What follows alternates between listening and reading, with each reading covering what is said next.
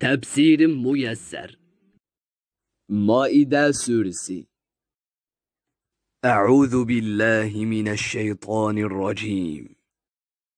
Ey peygamber, biz sana bu haq kitap Kur'an'ı nazil kıldık.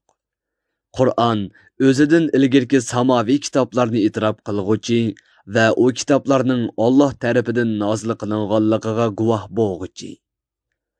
O kitaplardaki hakikatlarni o'ttirg'i chiqarg'uchi. O kitaplardaki o'zgartirishlarni pash qilg'uchi va amaldan qoldirilgan ba'zi ahkomlarni bayon qilg'uchi kitobdir. Ey payg'ambar, Yahudilarning ichidan sendan hukm talab qilib kelganlar orasida sana nozil qilingan mushu Qur'on bilan hukm qilgan. Sana kelgan haqiqatdan chetnab, ularning nafsi xohishlariga ergashmagan. Ey Muhammed aleyhisselamның ümmeti, biz her bir ümmetning amal qilish uchun bir xil shariat va o'p-ochiq yo'l tayin qildik. Agar Alloh xolis edi, albatta sizlarning shariatinglarni bir qilgan bo'ladi. Lekin Alloh sizlarni sinash va shu orqali itoat qilguvchi bilan osiylik qilguvchini o'tirg'i chiqarish uchun sizlarga har xil shariat tayin qildi. Şuna sizler Kur'an'a izchil amal qilib, dünya ve ahirette sizlerge paydalık bo'lgan yaxshi ishlarni qilishga oldiranglar. Hammanglar Allohning dargohiga qaytsizlar. Sizler ixtilof qilishgan narsalar to'g'risida Alloh sizlarga xabar beradi va har kimga amaliga yarasha mukofot yoki jazo belgilaydi. Ey payg'ambar, Yahudilarning orasida Allah sana nazil qilgan Qur'on bilan hukm qilgan. Sendin hukm talab qilib kelganlarning nafsi xohishiga ergashmagin. Ularning seni Allah sana nazil qilgan ahkomlarning bir qismidan voz kechtirishdan hazar ayligin. Agar ular sen chiqargan hukmdan yuz o'risa, bilginki ularning gunohlari tufaylidan Allah ularni hidoyatdan mahrum qilishni iroda qilgan. Sheksizki İnsanlarning nurg'ini Allohning itoatidan chetnab ketguchilardir. O Yahudilar sening ularning orasida mushriklar odatlanib kelgan jahiliyat davrining ozg'unligi bo'yicha hukm qilib berishingni talab qilyapti. O hargiz bundoq bo'lmaydi. Allohning hukmining haq va eng adolatli ekanligiga jazm qilib ishinadigan qavm uchun hukmda Allohdan adolatli kim bor? Ey iman etqanlar! Yahudi ve Hristiyanlarni müminlerge karşı özünlerge ittifaqtaş qılıvanmanglar. Ularni dost tutmanglar. Çünkü o Yahudiler müminlerinin dostu emas, belki birbirinin dostudur.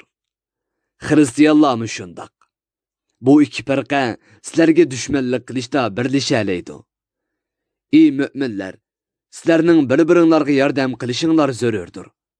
Kimki sizlerden yüz öğreydiken, ular en şu kapırlarının qatarıdan bop qalıdı. Şeksiz ki, Allah kapırlarını dost tutup, özüge zulüm qılğucularını hidayet qılmaydı. Allah, Yahudiler bilen dost buluşqa aldırışıvatkan bir top münafıqlar haqqıda xabar berdi ki, ularning dilleri şek ve işki yüzlemçilik bilen tolgan. Ular özlerinin Yahudilarga taraftar bo'lganligining sababini bayon qilib, Yahudilar g'alaba qozonib, musulmonlar mag'lub bo'lsa, bizningmi beshimizga biror falokat kelib kelishidan qo'rqimiz deydi. Allah yaqinda musulmonlarga g'alaba ato qiladi. O'zining payg'ambariga nusrat ato qiladi. Musulmonlarni va islomni kuchlantiradi. Kofirlarni bo'lsa mag'lub qiladi. Makka fathi qilinadi. Yoki Yahudilar bilan Hristiyanlarning kuchini ojizlashtiradigan bir ishni maydonga keltirdi-da, ular mu'minlarga bo'ysunadigan bo'ladi. U chaqda munofiqlar Yahudilarni yo'shirin do'st tutganligi uchun qattiq pushaymon qiladi. U chaqda ba'zi mu'minlar munofiqlarning holiga ajablanganlikdan bir-biriga qarshib, biz cho'qim sizlar bilan billa deb Allohning nomi bilan kuchli qasam ichganlar mushularmi deyishidi. Natijada munofiqlarning dunyoda qilgan yaxshi amallarining hammasi bekor bo'lib ketdi. Chunki ular bu yaxshi amallarni iymonsiz holda qilgan edi. Shunga ular dunyo va oxiratda ziyon tortquchilardan bo'ldi. Ey Allohga, uning payg'ambariga iymon keltirgan va islom shariatiga amal qiladigan kishilar. Sizlardan kimki dindan yenib elib mushrik, yahudi yoki xristian bo'lib ketadigan, ular Allohga qilchi ziyon yetkazolmaydi. Allah uzoq qolmay ularning o'rniga Allohni do'st tutadigan, Allohmi ularni do'st tutadigan, mu'minlarga shafqatlik, kofirlarga qattiq qo'l, Allohning dushmanlariga qarshi jihad qiladigan. Bu yo'lda malomat qilguvchining malomatidan qo'rqib qolmaydigan bir qavmni maydonga keltiradi. Bu in'om Allohning fazli bo'lib, Alloh uni xohlagan bandasiga beradi. Alloh fazli karami keng zotdir. U fazli karamga kimning tegishli bo'ladiganligini obdan biladi. Ey mu'minlar, sizlarning do'stinglar Allohdir. Allohning payg'ambaridir va namozni mukammal ado qiladigan, zakat beradigan mu'minlardir. Ular Allohga itoat qilguvchilardir. Kimki Allohni, Allohning payg'ambarini va mu'minlarni do'st tutsa, sheksizki u Allohning qo'shinidir. Allohning qo'shini albatta g'olibdir. Ey Allohga, uning payg'ambariga iymon keltirgan va islom shariatiga amal qiladigan kishilar. Ahli kitob ichidagi dininglarni masxir qiladigan va uni o'yin tomosha o'rnida ko'radigan kofirlarni qat'iy do'st tutmanglar. Agar haqiqiy mu'min bo'lsanglar, Allohdan qo'rqinglar. Ey mu'minlar, muazzin namozga azon etsa, yahudilar, xristianlar va mushriklardan iborat kofirlar sizlarning namozga chaqirganinglarni masxir qiladi. Chunki ular Rabbini tonimaydigan, aqlini ishlatib, namozning haqiqatini tushunmaydigan ozg'un qavmdir. Ey payg'ambar, ashu masxir qilguvchi kofirlarga aytqinki, sizlar bizning Allohga, bizga nozil qilingan kitobga va bizdan ilgirkilarga nozil qilingan samoviy kitoblarga iymon etganligimiz va sizlarning ko'pchilikinglar to'g'ri yo'ldan chetnab ketganliginglar uchunlar bizni ayblayapsizlar. Amaliyotda sizlar bizni ayblagan ish biz uchun maqtashga tegishli bir ishdir.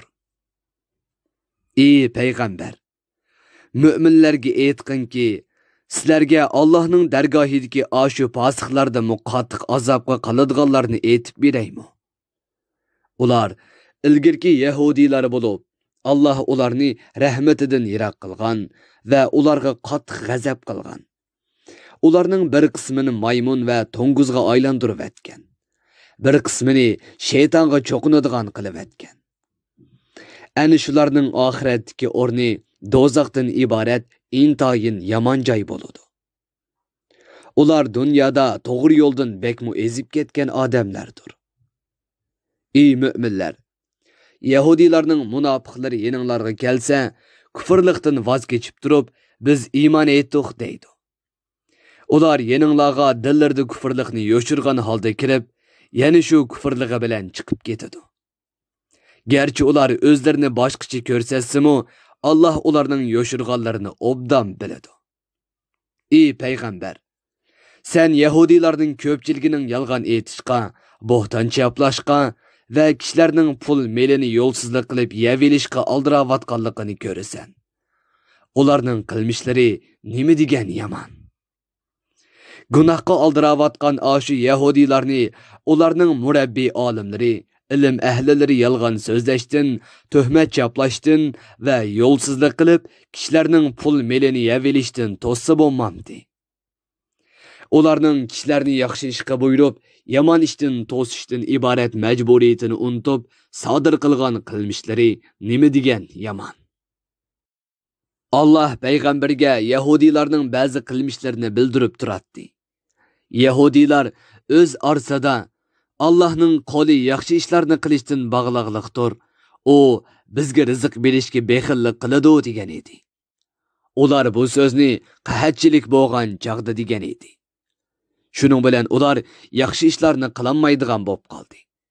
Ular mushu kufr sözü sebeplik Allah'ның rahmetidan qoğlandı. Ameliyatda iş hergizmi bu Yahudiler aytqandek emas. Allah'ның fazli kengdir.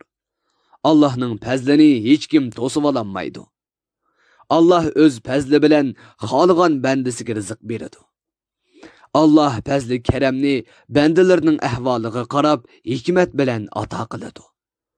Yahudilar sana hasad qilganlikdan va o'chmanligidan kufrlikda texmi azvaylaydi.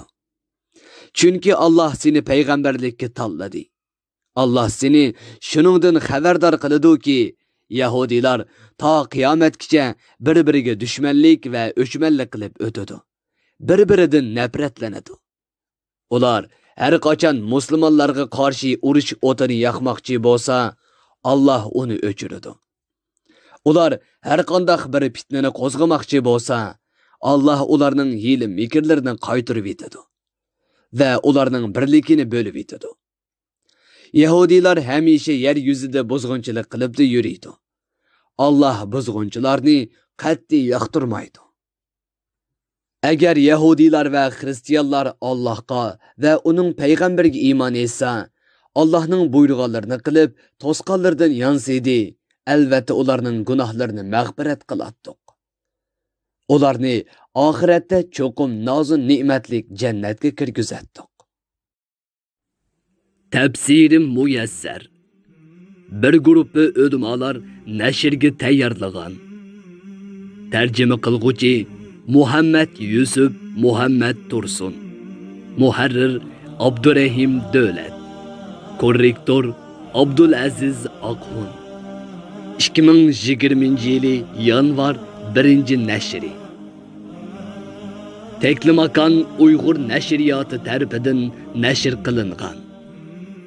Mikrofon oldida İmran Abdug'ani Sadai. Bu asar avlod detallarida tarqitildi.